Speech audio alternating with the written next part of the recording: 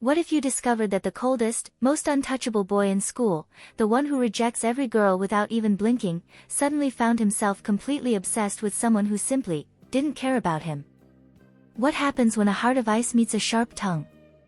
This is the story of Kang Min-jae, the untouchable prince of Co-1 University, and Han So-rae, the only girl who dared to say no to him. Get ready for a roller coaster of emotions, impossible plot twists, and a romance that will make you question everything about pride, vulnerability, and the true meaning of surrendering to love. Seoul, South Korea. Co-1 University stands tall in the Gangnam district, its modern glass buildings reflecting the autumn sun. Inside these walls, a hierarchy as rigid as steel governs student life. And at the very top sits Kang Min-jae. 22 years old, business administration major, son of the CEO of Kang Industries. Perfect face, perfect grades, perfect life. Or so everyone thought. Min-jae had a reputation that preceded him everywhere. Every week, sometimes every day, a girl would approach him with a confession letter, flowers, or trembling words of admiration. And every single time, his response was the same, a cold glance, a slight head shake, and he'd walk away without a word. The rejection was so routine that students started betting on how long it would take for each girl to get shot down. Min-jae didn't care. For him, relationships were distractions, unnecessary complications in a life already mapped out by his father. Why waste time on something that won't last, he'd tell his only friend, Park Jin-woo, during lunch breaks at the university's exclusive rooftop cafe. Jin-woo would laugh. You talk like an old man, bro. You're 22, not 60. But Min-jae's walls were built from something deeper than arrogance. 3 years ago, he had dated someone. Her name was Lee Eugene, a girl from a prestigious family. They were the perfect couple on paper. Until Min-jae discovered she was cheating on him with one of his father's business rivals, using him to get inside information. The betrayal carved something dark into his heart. Trust became impossible. Vulnerability became weakness. So he shut down completely, becoming the ice prince everyone knew today. The campus was buzzing with the usual morning energy. Students rushing to classes, groups chatting by the fountain, couples walking hand in hand. Min-jae walked through it all like a king through his kingdom, earbuds in, expression unreadable.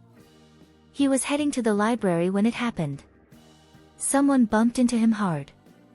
Books scattered across the polished floor, papers flying everywhere.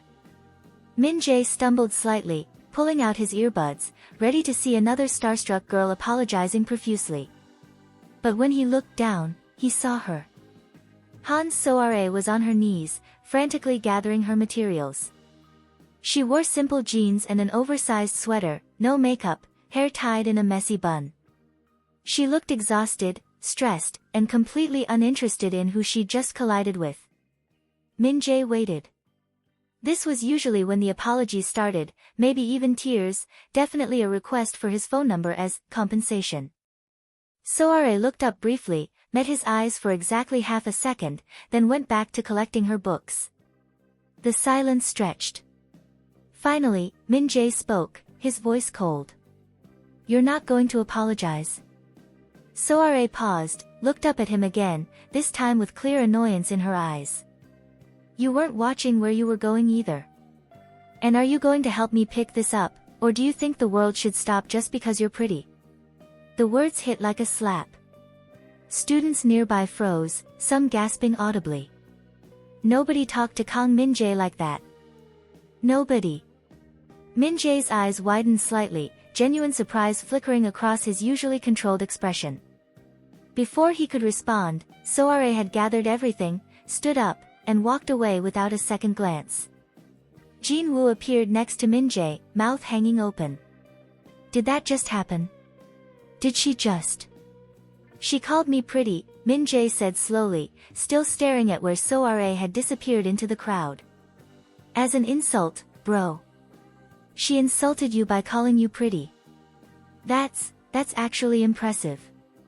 For the first time in 3 years, Kang Min-jae felt something unfamiliar. Curiosity. Intrigue. and something else he couldn't quite name. He found himself looking for her after that. It wasn't intentional at first, or so he told himself. But his eyes would scan the cafeteria, the library, the courtyards. He learned her name from the university roster, Han So-rae, transfer student from Busan, literature major, scholarship recipient. She worked part-time at a small cafe near campus called Moonlight Brew. Min-jae discovered this when he followed her one evening, keeping his distance, feeling ridiculous but unable to stop himself. The cafe was cozy, nothing like the upscale places he usually frequented. Warm lighting, mismatched furniture, the smell of fresh coffee and old books. So-rae worked behind the counter, taking orders with a genuine smile he hadn't seen at university.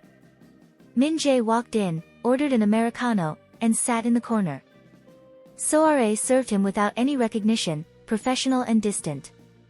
When he tried to start a conversation, asking about her major, she gave short, polite answers that made it clear she wasn't interested in small talk. "You're not very friendly," Min-jae said, surprising himself with the directness. So-rae looked at him, really looked at him this time. "I'm working.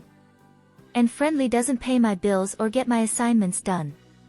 You work here every night. Is there a point to these questions?" "Just curious." "About what?" "How the other half lives." There was no malice in her voice, just honest tiredness. "Look, I'm sure you're used to people being thrilled to talk to you, but I have 3 hours until my shift ends, 2 essays due tomorrow, and a grandmother waiting for her medicine. So unless you need something else, I should get back to work." She walked away before he could respond. Min-jae sat there for another hour, pretending to work on his laptop but actually watching her. The way she smiled at elderly customers, how she patiently explained the menu to confused freshmen, the exhaustion that crept into her movements when she thought no one was looking. Something inside him cracked. Just a little. The next day, Min-jae did something he never did. He skipped his usual spot at the rooftop cafe and sat in the main library instead. Not coincidentally, it was where So-rae studied between classes. She was at a corner table, surrounded by books, laptop open, furiously typing. Min-jae approached and sat across from her without asking. So-rae looked up, recognized him, and immediately looked back down at her screen. "All the other tables are taken." "Most of them, yes. There's one right there." She pointed without looking up. "I like this one." So-rae finally stopped typing and met his eyes. "What do you want?" "To study. Here. Specifically here." "Is that a problem?" She studied him for a long moment, and Min-jae had the strange feeling of being X-rayed. "You're Kang Min-jae, right? The guy who rejects every girl on campus." "That's what they say." "So why are you sitting at my table?" "Maybe I want to be friends." So-rae laughed, actually laughed, and it was so genuine that Min-jae felt something warm bloom in his chest. "Friends? With me? Do I look like someone who has time for friends with silver spoons in their mouths? You don't even know me." "I know enough. Rich family, perfect life, probably never struggled for anything real. We're from different worlds. You're judging me. I'm being realistic." She closed her laptop and started packing her things. "Look, I'm sure you're bored or curious or whatever this is, but I'm not interested in being someone's experiment. Find someone else to entertain you." She left, and Min-jae sat there alone, feeling something he hadn't felt in years, rejection. Real rejection. And it stung more than he wanted to admit. But Kang Min-jae didn't give up. He started showing up at Moonlight Brew more often, always ordering, always polite, never pushy. He'd sit in his corner, work on actual assignments, and leave decent tips. So-rae remained professionally distant but started to soften, just barely. She'd refill his coffee without being asked, occasionally recommend a pastry she thought he'd like. One rainy evening, the cafe was nearly empty. So-rae was wiping down tables when Min-jae spoke up from his usual spot. "Why literature?" She paused. "Random question. You're passionate about it. I've seen you in the library, the way you annotate your books. So why literature? Soare considered not answering, but something about the genuine curiosity in his voice made her stop. She sat down across from him, something she'd never done before. Stories saved me, she said simply. When my parents died in a car accident 6 years ago, when I had to move in with my grandmother, when everything felt impossible, stories reminded me that pain doesn't last forever. That there's always another chapter. Min-jae's expression softened. I'm sorry about your parents. Don't be. You didn't know them. She studied him. What about you? Why business? Let me guess, family obligation. He smiled slightly. That obvious? You have the look of someone living someone else's dream. The observation was so accurate it was almost painful. My father built his empire from nothing. He expects me to expand it, take it global. There's no room for other options. That sounds lonely. It is, Min-jae admitted, surprising himself. He never talked about this. But it's the path that's been set. I don't question it. Maybe you should, Soare said quietly. Life's too short to live for someone else's expectations. They talked for another hour, the cafe closing around them, the rain creating a cocoon of intimacy. When Soare finally had to lock up, something had shifted between them. Not romance, not yet, but recognition. Two people who'd been hiding behind walls, seeing each other clearly for the first time. The following weeks created a strange new pattern. Min-jae continued showing up at the cafe, but now Soare would sit with him during slow periods. They'd study together at the library, debate literature versus business philosophy, share small pieces of their lives. The university noticed, of course. Gossip spread like wildfire. The untouchable Kang Min-jae spending time with a scholarship student nobody. The social hierarchy was scandalized. Jin-woo confronted him one afternoon. Bro, what are you doing? People are talking. Let them talk. Your father's going to hear about this. You know how he is about image. I'm just studying with a classmate. Jin-woo gave him a look. You're falling for her. Min-jae opened his mouth to deny it, then stopped. Was he? When did Soare's smile become the best part of his day? When did her opinion start mattering more than anyone else's? When did the thought of not seeing her create this hollow ache in his chest? I don't know what I'm doing, he admitted quietly. Then figure it out fast. Because girls like her, they're not games. They're not like the others who just want your status. If you're going to pursue this, you better be serious. Min-jae knew Jin-woo was right. But serious meant vulnerable. Serious meant risking everything he'd built to protect himself. Serious meant possibly getting hurt again. Was Soare worth it? He found his answer on a Thursday night in late October. The library was open late for midterm studies. Soare had been there since morning, Min-jae knew, because he'd seen her when he arrived hours ago. She looked terrible, pale and swaying slightly when she walked. Around midnight, as he was packing up to leave, he heard a thud. Soare had collapsed. Min-jae's heart stopped. He ran to her, gathering her in his arms, her skin burning with fever. Without thinking, without caring who saw, he carried her out of the library, through the campus, to his car. The hospital was a blur of white lights and worried doctors. Severe exhaustion, they said, combined with an infection she'd been ignoring. She needed rest, for fluids, and someone to take care of her. Min-jae sat by her bed all night, watching her sleep, feeling terror he'd never experienced before. This fragile, stubborn, brilliant girl had somehow become everything. And he'd been too scared to admit it. When Soare woke up the next morning, the first thing she saw was Min-jae, asleep in the chair next to her bed, his hands still holding hers. Min-jae? Her voice was raspy. He jerked awake, relief flooding his face. You're okay. Thank God, you're okay. What happened? You collapsed. Exhaustion and infection. The doctors say you've been pushing yourself too hard. His voice cracked slightly. Soare, why didn't you tell anyone you were sick? I couldn't afford to miss work or classes. My grandmother needs. I paid for everything, he interrupted. The hospital, the medicines, everything. And before you argue, it's done. I'm not taking it back. Soare's eyes filled with tears. Why? Why are you doing this?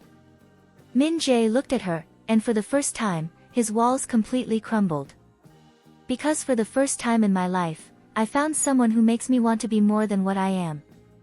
Because you see me, the real me, not the image everyone else sees.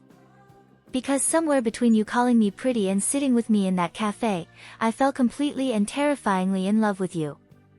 The words hung in the air like a confession and a prayer. Soare's tears fell freely now. Min-jae. You don't have to say anything back. I just needed you to know. I needed you to know that you matter. That you're not alone anymore. She reached up and touched his face, her hand trembling. I'm scared. I'm scared because I feel it too, and I don't know how to fit into your world. Then we'll create our own world. One where it's just us, no expectations, no judgments. Just this. He leaned in, and their first kiss was soft, tentative, tasting of tears and hospital antiseptic and the sweetest surrender either of them had ever known. For 3 days, Soare stayed in the hospital, and Min-jae never left her side. He read to her from her favorite books, brought her real food when she complained about hospital meals, held her hand through fever dreams. It was perfect. Until it wasn't. When Soare was discharged and returned to campus, everything had changed. The news of Min-jae's hospital vigil had spread. But instead of romantic admiration, there was malice. Someone had been busy spreading rumors. Lee Eugene, Min-jae's ex-girlfriend, had returned to Seoul. And she wasn't happy about being replaced. The rumors started small. Soare was a gold digger. She deliberately collapsed to manipulate Min-jae. She was using him for money, for status, for everything except genuine feelings. By the time Soare heard them, they were everywhere. Whispered in bathrooms, posted anonymously online, even mentioned in class discussions disguised as concern for Min-jae. The final blow came when Eugene approached Soare directly, in the middle of the campus courtyard, surrounded by watching students. You think you're special? Eugene said, loud enough for everyone to hear. You think you're the first poor girl to try to trap a rich man with a sob story? Min-jae will get bored of you like he gets bored of everything. The only difference is, when he's done, you'll have nothing to go back to. Soare stood there, feeling hundreds of eyes on her, feeling the weight of every whisper, every judgment. She looked around for Min-jae, but he wasn't there. He was in class, unaware of the confrontation happening. And something inside Soare broke. Not because she believed the rumors. But because she realized that this would be her life if she stayed with Min-jae. Constant scrutiny, constant judgment, constantly having to prove she was worthy of him. She was exhausted. That evening, when Min-jae came to Moonlight Brew with flowers and a smile, Soare was waiting for him outside. We need to talk, she said, and Min-jae's smile faded. They walked to a small park nearby, autumn leaves crunching under their feet. The sun was setting, painting everything in shades of orange and gold that felt cruel in their beauty. I can't do this, Soare said finally. Min-jae felt the world tilt. What? This? Us? I can't be with you. Why? Because of the rumors. Soare, those are lies. You know they're lies. It's not about whether they're true. It's about living in a world where I constantly have to prove I'm not using you. Where every kindness you show me will be seen as me taking advantage. Where I'll always be the charity case who got lucky.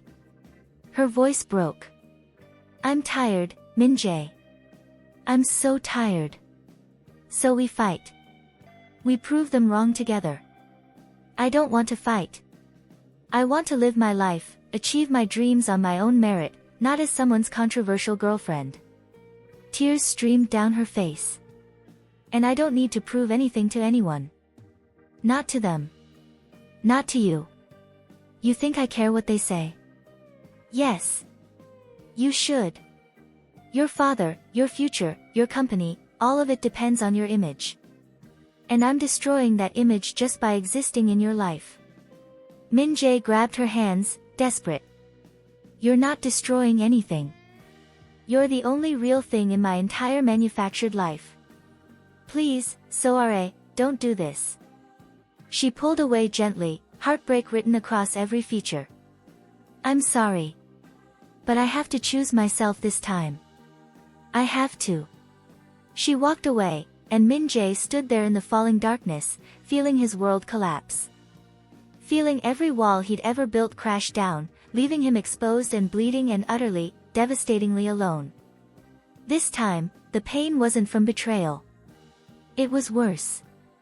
It was from losing something real. The next 2 weeks were torture for both of them. Soare threw herself into work and studies, avoiding places she knew Min-jae would be. She cried herself to sleep every night, missing him with a physical ache that wouldn't fade. But she told herself it was for the best. They were from different worlds. It would never work. Min-jae spiraled. He stopped going to classes, stopped eating properly, stopped caring about anything. Jin-woo watched his friend deteriorate with growing concern. You have to do something, Jin-woo said one evening, finding Min-jae drunk in his apartment for the 3rd time that week. What's the point? She doesn't want me. She's protecting herself, you idiot. She's scared. And you're sitting here drowning in expensive whiskey instead of fighting for her. I tried fighting. She left anyway. Because you let her. You let her walk away believing that loving you meant sacrificing herself. You let those rumors stand. You let Eugene win. Jin-woo grabbed Min-jae by the collar. The Min-jae I know doesn't give up. He doesn't hide. So what the hell are you doing? The words cut through the alcohol fog. Min-jae looked at his friend, and something ignited in his eyes. What should I do? Show her. Show everyone. Make a grand gesture so big, so public, that there's no room for doubt. Show her that choosing you isn't sacrificing herself. It's choosing happiness. Min-jae stood up, swaying slightly but determined. The university assembly. It's in 3 days. What are you thinking? Something stupid. Something terrifying. Something that will either fix everything or destroy me completely. Jin-woo grinned. Now that's the Min-jae I know. The next 3 days were a flurry of planning. Min-jae sobered up, cleaned himself up, and prepared for the most important moment of his life. The university assembly was mandatory for all students. The auditorium was packed, nearly 2,000 students filling every seat. On stage, the dean was giving announcements about upcoming events. Min-jae sat in the front row, heart pounding. Soare was somewhere in the back, he knew. She'd tried to skip, but her advisor had insisted. When the dean finished and asked if anyone had any announcements, Min-jae stood up. I do, he said, his voice carrying through the microphone. The auditorium buzzed with confusion as Min-jae walked onto the stage. The dean looked surprised but stepped aside. Min-jae stood at the podium, looking out at 2,000 faces. He found Soare in the crowd, her eyes wide with shock. My name is Kang Min-jae, he began, his voice steady despite the terror coursing through him. Most of you know me as the guy who rejects everyone, who doesn't care about anything except grades and reputation. And you're right. That's exactly who I was. The auditorium fell completely silent. But someone changed that. Han Soare, a transfer student, a literature major who works part-time at a cafe to support her grandmother. She's brilliant, stubborn, completely unimpressed by money or status, and she called me pretty as an insult. A few scattered laughs broke the tension. I fell in love with her. Completely, terrifyingly, irrevocably in love. And when rumors started spreading about her, when people said she was using me, I didn't defend her publicly. I let the whispers continue because I was scared. Scared of my father's reaction, scared of what it would mean for my future, scared of being vulnerable again. He paused, finding Soare's eyes across the distance. But you know what I realized? I'm more scared of a life without her. I'm more scared of becoming the cold, empty person I was before she crashed into me in the hallway and reminded me that life is more than just playing it safe. The crowd was completely captivated now. Lee Eugene, Min-jae said, his voice hardening. My ex-girlfriend, who cheated on me 3 years ago and destroyed my ability to trust anyone. She's been spreading these rumors because she can't stand seeing me happy. And I'm done letting her control my narrative. Gasps rippled through the audience. Eugene, sitting near the front, went pale. Soare didn't collapse to manipulate me. She collapsed because she was working herself to exhaustion trying to build a life on her own terms. She doesn't want my money. She didn't even want my help. She walked away from me to protect herself from judgment, to protect me from complications. She chose herself, which is the bravest thing anyone has ever done. Min-jae stepped away from the podium and walked to the edge of the stage, looking directly at where Soare sat, tears streaming down her face. But Soare, here's what I need you to know. Choosing me isn't sacrificing yourself. You taught me that love isn't about losing yourself in someone else. It's about becoming more yourself because they see and accept every part of you. He dropped to one knee, and the entire auditorium gasped. I'm not asking you to marry me, he said quickly. I'm asking you to give me another chance. To let me prove that I can be the man you deserve. Someone who defends you publicly, who stands by you against every judgment, who loves you not despite your strength but because of it. The silence was deafening. I'm asking you to take a risk on me, the way I'm taking a risk right now in front of everyone we know. I'm asking you to believe that different worlds can create something beautiful when they collide. Soare stood up in the back of the auditorium, her whole body shaking. Everyone turned to look at her. She made her way down the aisle, each step feeling like an eternity. When she reached the stage, Min-jae's eyes were shining with unshed tears. Get up, Soare said, her voice surprisingly strong. If we're going to do this, we're doing it as equals. No kneeling, no grand gestures. Just two people choosing each other every day. Min-jae stood, a smile breaking across his face. Is that a yes? It's a yes to trying. To taking it one day at a time. To building something real, without the drama. I can work with that. Soare smiled, and it was like the sun breaking through clouds. But if you ever let me face something like this alone again. Never, Min-jae promised. Never again. He cupped her face in his hands, and in front of 2,000 witnesses, they kissed. The auditorium erupted in applause, some people cheering, some crying, everyone moved by the raw honesty they just witnessed. When they broke apart, Soare whispered, "You're absolutely insane, you know that?" "Only for you," Min-jae whispered back. 6 months later, things had found their rhythm. Min-jae had a long, difficult conversation with his father, who surprisingly understood more than expected. "I built this empire so my children could have choices," his father had said. "Don't let it become your prison." Soare graduated with honors, Min-jae by her side at every achievement. She still worked at Moonlight Brew, not because she needed to anymore, but because she loved it. Min-jae would show up during her shifts, doing his work in his usual corner, making her laugh with terrible poetry he'd written about coffee. They argued constantly about everything, literature versus business, practical versus romantic, her stubborn independence versus his instinct to help. But every argument ended with understanding, compromise, and the acknowledgement that their differences made them stronger. The university gossip eventually moved on to other scandals. Eugene transferred schools after the truth about her role in the rumors became public knowledge. Min-jae's social circle expanded to include Soare's friends, a diverse group that brought authenticity to his previously sterile world. But the best moments were the quiet ones. Late nights at the library, sharing headphones and books. Rainy evenings at the cafe after closing, talking about dreams and fears. Weekend mornings at Soare's apartment, where her grandmother would make them breakfast and tell them stories about real love, the kind that survives everything. One evening, as they sat on the rooftop of Min-jae's apartment building, watching the Seoul skyline light up against the night, Soare turned to him. "Do you ever regret it? That assembly? Making everything so public?" Min-jae thought about it, then smiled.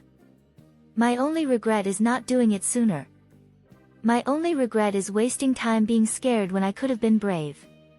Because being brave led me here, to this moment, with you. That's disgustingly romantic. You love it." "Unfortunately, I do." She leaned against him, and they sat in comfortable silence for a while. "You know what's funny? I spent so long trying to do everything alone, convinced that needing someone was weakness. But you showed me that letting someone in, that's the real courage. We both had to learn that," Min-jae said softly. "That vulnerability isn't the opposite of strength. It's the foundation of it." Soare looked up at him, and in her eyes, he saw everything: trust, love, and the promise of a future they were building together, one imperfect, beautiful day at a time. "I love you," she said simply. "I love you too," Min-jae replied. "Pretty insult and all." She laughed, and the sound carried across the Seoul night, a testament to the power of taking chances, of tearing down walls, of discovering that the right person doesn't complete you, they challenge you to become the best version of yourself. They kissed under the stars, two worlds collided and transformed into something neither could have imagined alone. And in that moment, surrounded by the lights of a city that had witnessed their entire journey, they both knew, this was just the beginning. So, what did you think of this story of pride, rejection, and discovering true love? Do you think Soare should have given Min-jae a chance from the beginning, or was she right to make him prove he was more than he appeared? And more importantly, do you believe people can truly change when they find the right person? Leave your opinion in the comments. I love reading what you think and discussing these stories with you. And if you made it this far, thank you so much for watching. Don't forget to subscribe to the channel and turn on notifications so you don't miss the next videos. There's so much more drama, romance, and stories that will stir your emotions coming your way. See you next time.